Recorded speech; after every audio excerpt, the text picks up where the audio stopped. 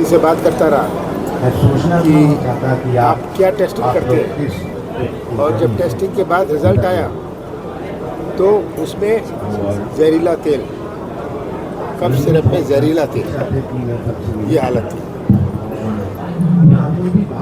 कितने दवाइयाँ हैं जो जहरीला तेल जिसमें मिला हुआ है।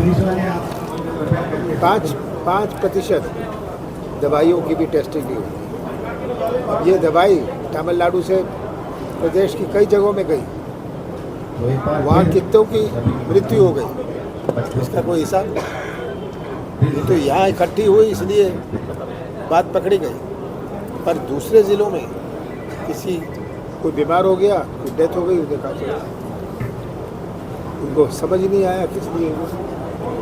ये पूरे प्रदेश में ये दवाई बिकी है, और मैं तो कहता हूँ बहुत सारे ऐसे लोग होंगे जिनको ये सिरप के कारण जिनकी मृत्यु हुई।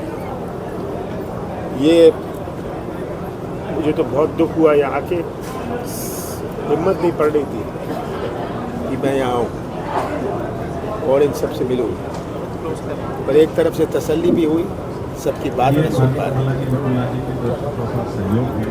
आप बताइए।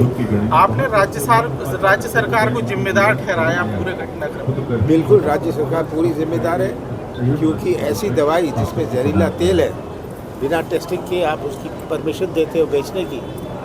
कोई दवाई ऐसे तो बेच नहीं सकता, उसको परमिशन लगती है, उसने परमिशन ली, बेचो।